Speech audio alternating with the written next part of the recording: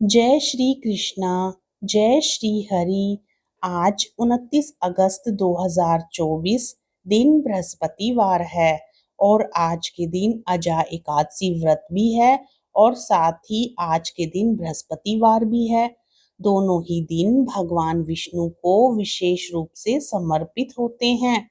इसलिए यदि आज के दिन बृहस्पतिवार की व्रत कथा श्रवण की जाए, भगवान विष्णु की कथाएं श्रवण की जाएं, तो इससे पुण्य फल की प्राप्ति होती है और हर मनोकामना पूर्ण होती है। तो आइए पूर्ण श्रद्धा भाव के साथ आज के दिन हम बृहस्पतिवार की व्रत कथा को श्रवण करके पुण्य फल प्राप्त करें। प्रेम से बोलिए श्री हरि विष्णु भगवान की जय। बृहस्पति देव महाराज की जय।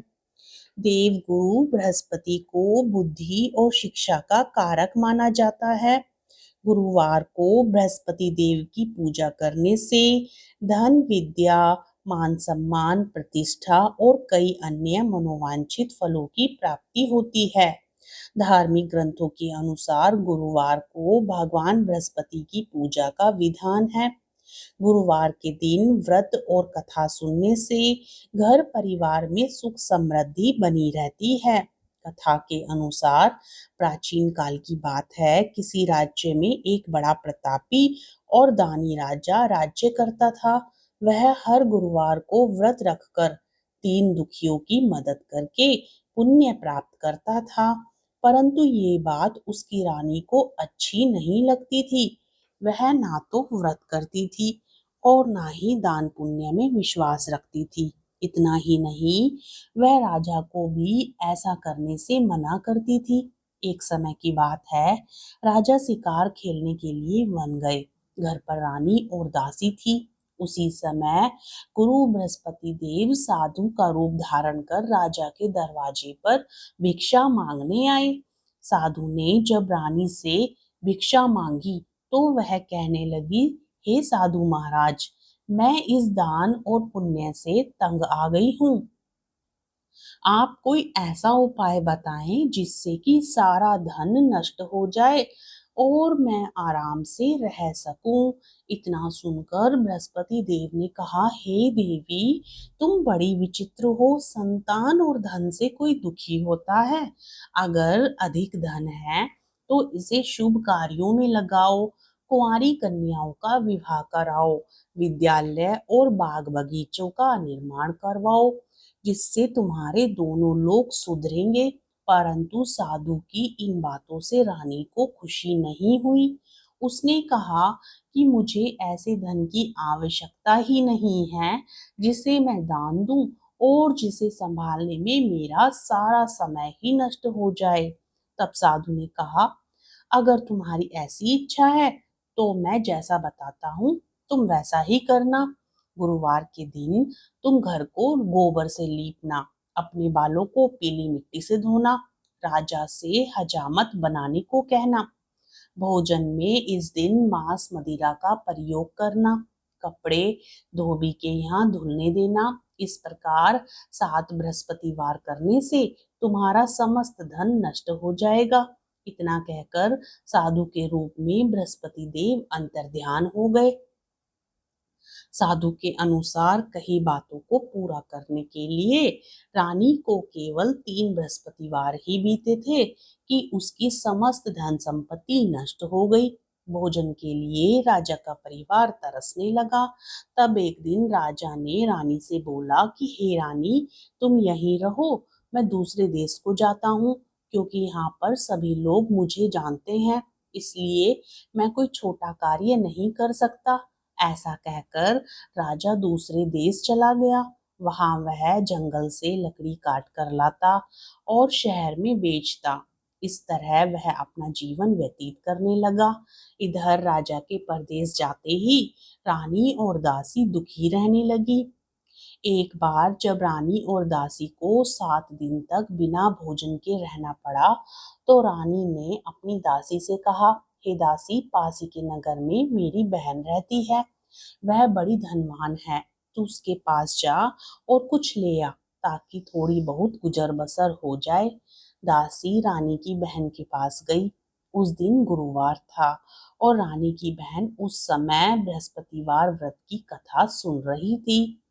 दासी ने रानी की बहन को अपनी रानी का संदेश दिया, लेकिन रानी की बड़ी बहन ने कोई उत्तर नहीं दिया।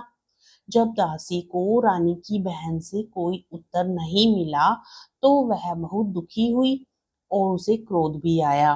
दासी ने वापस आकर रानी को सारी बात बता दी। ये सुनकर रानी ने अपने भाग्य को कोसा। उधर रानी की बहन ने सोचा कि मेरी बहन की दासी आई थी, परंतु मैं उससे नहीं बोली, इससे वह बहुत दुखी हुई होगी। कथा सुनकर और पूजा समाप्त करके वह अपनी बहन के घर आई और कहने लगी, हे बहन, मैं बृहस्पतिवार का व्रत कर रही थी। तुम्हारी दासी मेरे घर आई थी, परंतु जब कथा होती है तब तक ना तो उठते हैं और ना ही बोलते हैं, इसलिए मैं नहीं बोली। बताओ दासी क्यों आई थी? रानी बोली, बहन तुमसे क्या छिपाऊं, हमारे घर में खाने तक को अनाज नहीं है। ऐसा कहते कहते रानी की आंखें भर आई। उसने दासी समेत पिछले 7 दिनों से भूखे रहने की बात अपनी बहन को बता दी।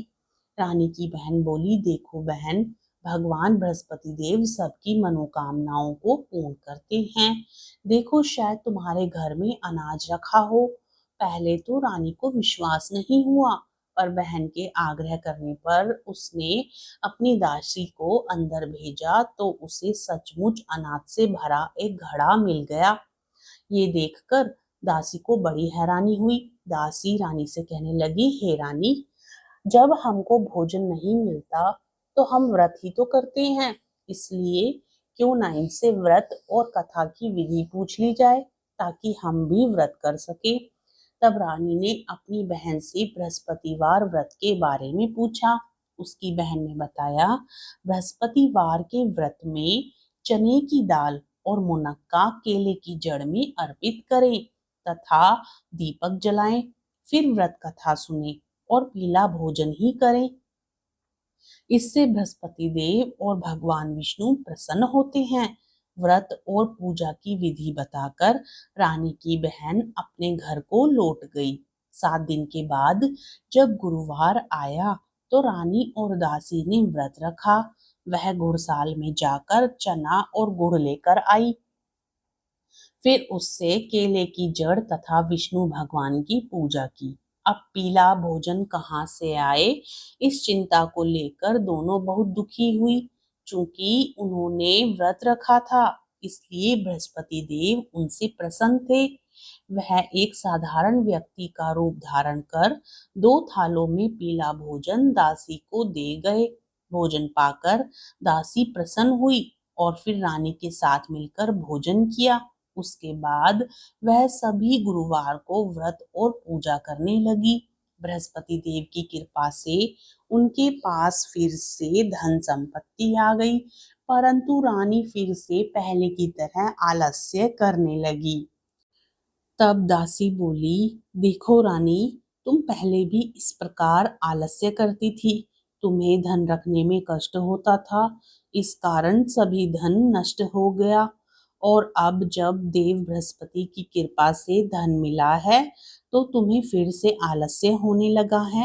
रानी को समझाते हुए दासी कहती है कि बड़ी मुसीबतों के बाद हमने ये धन पाया है, इसलिए हमें दान पुण्य करना चाहिए, भूखों को भोजन कराना चाहिए और धन को शुभ कार्यों में खर्च करना चाहिए। इससे तुम्हारे कुल का यश बढ़ेगा, स्वर्ग की प्राप्ति होगी और पितृ प्रसन्न होंगे। दासी की बात मानकर रानी अपना धन शुभ कार्यों में खर्च करने लगी। इससे पूरे नगर में उसका यश बढ़ने लगा। बृहस्पतिवार व्रत कथा के बाद श्रद्धा के साथ आरती भी जरूर करनी चाहिए। इसके बाद प्रसाद बांटकर उसे ग्रहण करना चाहिए। ओम जय बृहस्पति देवा।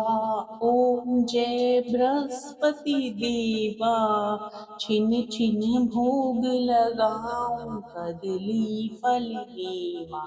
ओम जय बृहस्पति देवा। तुम पूर्ण परमात्मा तुम अंतर्यामी। जगत पिता जगदीश्वर तुम सबके स्वामी। ओम जय बृहस्पति देवा। चरणामृत निज निर्मल सब पातक हरता। सकल मनोरथ दायक कृपा करो भरता। ओम जय बृहस्पति देवा। तन मन धन अर्पण करे जो जन शरण पड़े। प्रभु प्रकट तब हो कर आकर द्वार खड़े। ओम जय बृहस्पति देवा। दीन दयाल दयानिधि भक्तन हितकारी। पाप दोष सब हरता भव बंधन हारी। ओम जय बृहस्पति देवा। सकल मनोरथ दायक सब संशय तारो। विषय विकार मिटाओ संतन सुखकारी। ओम जय बृहस्पति देवा। जो कोई आरती तेरी प्रेम सहित गावे।